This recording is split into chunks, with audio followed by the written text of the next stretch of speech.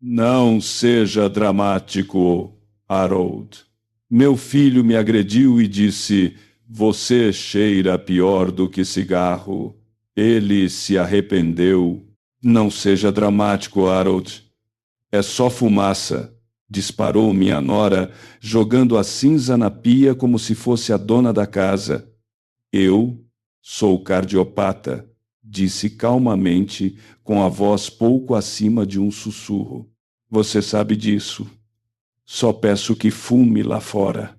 Ela soltou o ar pelo nariz como um touro.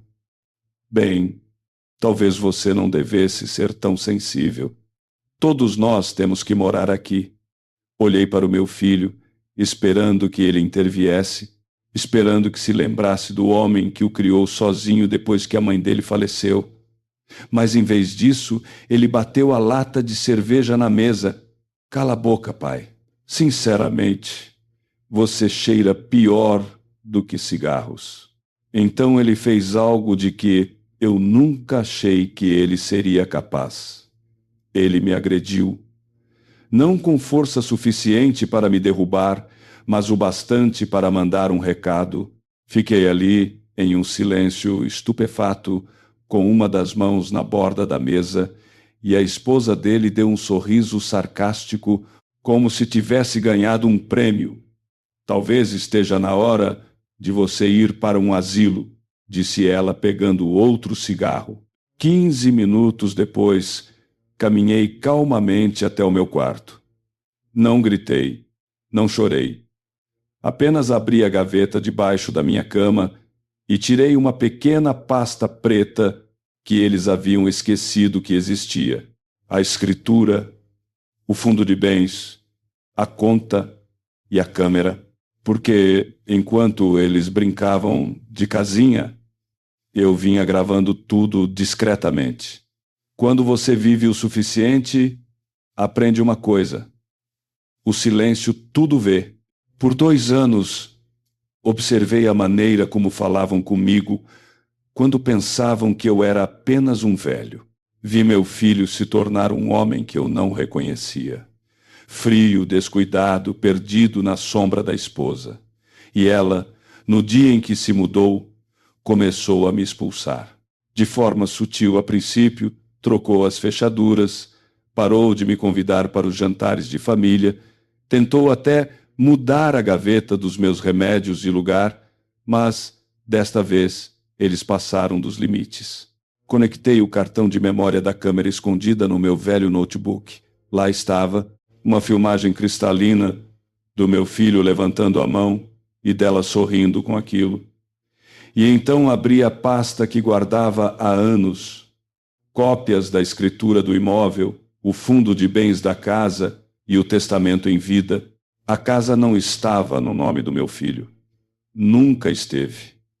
Minha esposa garantiu isso antes de falecer. Deus a tenha. Eu só nunca tinha feito valer esse direito até agora. Dirigi até o escritório do meu advogado na manhã seguinte, joguei tudo na mesa dele e disse: execute a cláusula de transferência. Ele olhou para cima. Tem certeza, Harold? Eles me querem fora, respondi. Vamos oficializar isso. Ele sorriu tristemente e assentiu. Naquela noite, dormi profundamente pela primeira vez em anos, porque eles achavam que tinham me encurralado, mas nunca checaram de quem era o nome gravado nas paredes em que se apoiavam. O aviso de despejo chegou 2 dias depois, colado na porta da frente, registrado, legalizado, irrefutável. Meu filho andava de um lado para o outro na sala, de calça de moletom, enquanto lia. A voz dele rachou como vidro. Que porcaria é essa? Você está expulsando a gente? Eu estava sentado à mesa da cozinha, tomando chá. Não é despejo, eu disse. É reintegração de posse. A esposa dele entrou furiosa em seguida, segurando o celular. Isso é ilegal. Você deu esta casa de presente para nós quando nos casamos? Não, respondi calmamente. Vocês se mudaram para minha casa. Eu nunca passei o nome de um único tijolo. Ele olhou para comigo como se eu fosse um estranho. Para onde nós vamos? Dei de ombros. Vocês são jovens, cheios de recursos. Não era o que sempre diziam? Ele se aproximou, com o rosto vermelho e os punhos cerrados. Por um momento, pensei que ele fosse me bater de novo, mas desta vez não recuei, porque, atrás dele, um oficial de justiça subia os degraus. Eu havia ligado antes. Ele entregou o aviso final de 7 dias com um aceno discreto. A esposa dele explodiu. Você não pode fazer isso. Somos sua família. Não, disse eu suavemente, me levantando. Família não sorri enquanto alguém é agredido por pedir para respirar. Eles tinham 7 dias, mas eu dei 5, porque quando você trata seu pai como um fardo, não se surpreenda quando ele parar de carregar você. Os dias seguintes foram estranhamente silenciosos. Silenciosos demais. Eles me evitavam pela casa, andando na ponta dos pés como invasores esperando para serem pegos. Meu filho não largava o celular. A esposa sussurrava freneticamente no dela, andando pelo corredor como um lobo enjaulado. No 4º dia, ela finalmente explodiu. Isso é abuso. Você está jogando sua própria família no olho da rua em pleno fim de ano. Olhei para cima da minha cadeira na varanda. Engraçado. Quando pedi para não ser envenenado na minha própria casa, ninguém chamou isso de abuso. Ela gaguejou. Nós temos direitos. Vocês tinham moradia de graça, eu disse. Tinham aquecimento, comida e paz. E cuspiram em tudo isso. Os olhos dela se estreitaram. Você está fazendo isso por vingança? Não, respondi, dobrando o jornal lentamente. Estou fazendo por liberdade. E foi aí que meu filho entrou segurando uma pilha de papéis. Você não pode nos despejar, disse ele. Esta casa faz parte dos bens da mamãe. Eu verifiquei.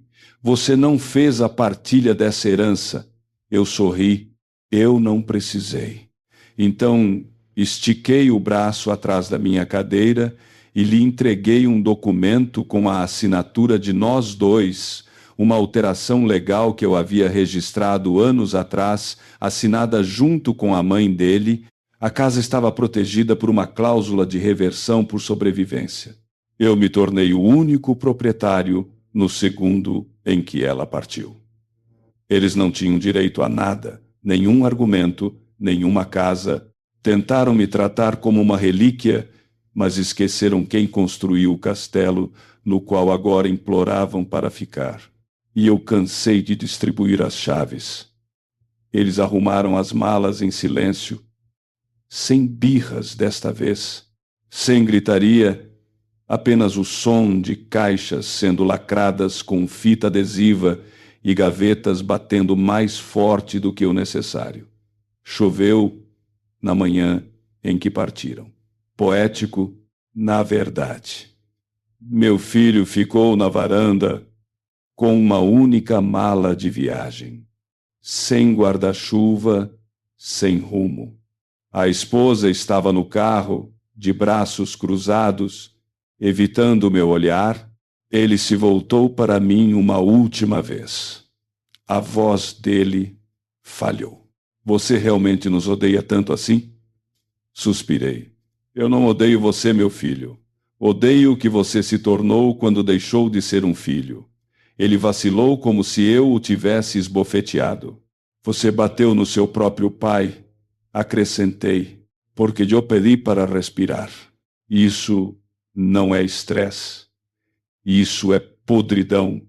E eu não vou viver com a podridão.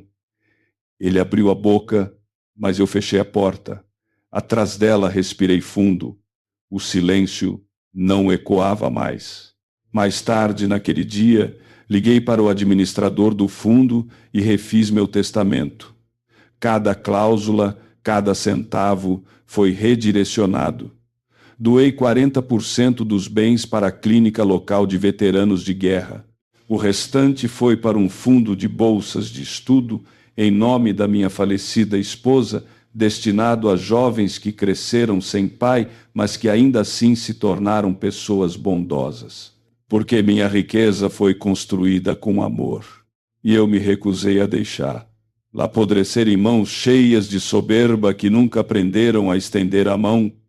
3 semanas se passaram. Achei que aquele seria o fim de tudo. Meu filho, a esposa dele e a arrogância dos dois haviam sumido da minha vida. Mas narcisistas raramente saem de cena em silêncio. Uma manhã, recebi uma carta de um escritório de advocacia local.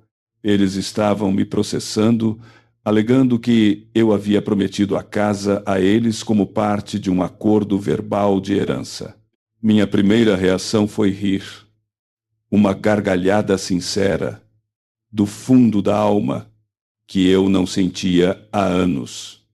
Depois, peguei o telefone e liguei para o meu advogado. Eu estava me perguntando quando eles ficariam desesperados, disse ele. Encaminhei tudo para ele. O aviso de despejo, a escritura do fundo, as gravações de áudio que capturei no sistema inteligente da minha casa, incluindo um jantar particularmente desagradável, onde eles faziam piada, esperando o velho bater as botas para poderem passar a casa adiante. O processo morreu antes mesmo de chegar a uma audiência, mas a campanha de difamação começou logo em seguida. Meu filho postou na internet alegando que eu estava senil, que era abusivo, perigoso e que havia roubado a herança dele. Pessoas que não me conheciam, que nunca tinham me visitado, deixavam comentários me chamando de monstro. E por um momento senti aquela pontada de dor, até me lembrar de algo que minha esposa me disse uma vez. Quanto mais alto o mentiroso grita, mais vazios estão os seus bolsos. Então, criei um blog privado e escrevi a verdade, não por pena, mas por legado. Porque o mundo deveria saber o que acontece quando os silenciosos reagem. A postagem do blog foi ao ar em um domingo à noite. Escrevi como se fosse uma carta para minha esposa. Calmo, honesto, detalhado, sem ataques, apenas fatos. As fotos do meu rosto machucado, as tentativas de falsificação de documentos, o boletim de ocorrência da polícia, até o recibo de compra de Natal daquele notebook de $4.000 que eles venderam pelas minhas costas. Em uma semana, o texto viralizou em grupos locais do Facebook. Estranhos começaram a comentar, não para me envergonhar, mas para compartilhar suas próprias histórias de maus-tratos na família, de terem sido usados, manipulados e descartados assim que deixaram de ser úteis. Eu não estava sozinho, e então recebi a ligação que nunca esperei. Era de uma repórter do jornal regional. Ela queria publicar uma matéria não fofoca, mas uma reportagem completa sobre maus-tratos a idosos, abuso financeiro e a força invisível daqueles que escolhem o silêncio até o momento de falar. Eu concordei. A manchete saiu 3 dias depois. O pai que eles não conseguiram quebrar. A resistência silenciosa de um homem contra o abuso de uma família gananciosa. Na quinta-feira, as doações começaram a chegar para a clínica de veteranos em nome da minha esposa.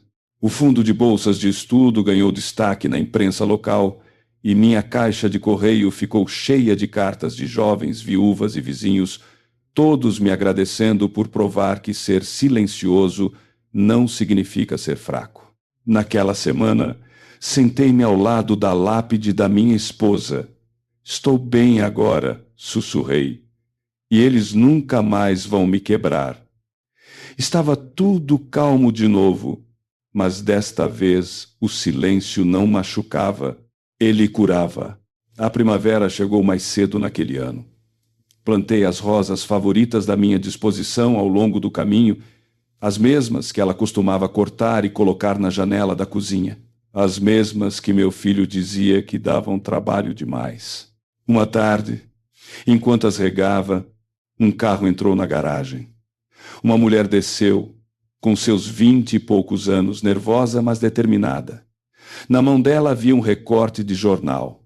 "Senhor Hamilton?" perguntou ela. "Eu li a sua história. Um namorado da minha mãe controla tudo. Suas palavras me deram coragem. Convidei-a para entrar, preparei um chá e escutei. E num piscar de olhos, a casa voltou a ser o que costumava ser. Um lugar onde as pessoas se sentiam seguras." Nos meses seguintes, outros vieram. Um pai solo fugindo de abuso emocional. Um veterano de guerra cujo filho havia raspado suas economias. Eu nunca pedi por esse papel, mas talvez ele tenha me encontrado. O Estado até entrou em contato comigo para ajudar a coordenar um programa de mentoria para idosos em situação de risco. Meu filho nunca mais ligou.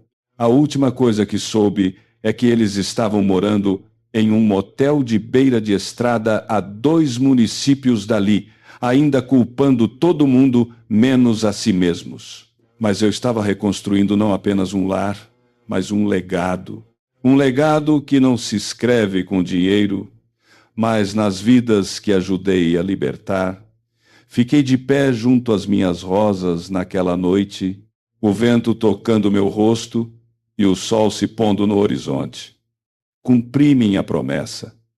Sussurrei para ela. Nunca deixei que eles me tornassem um homem amargo. Sorri e entrei.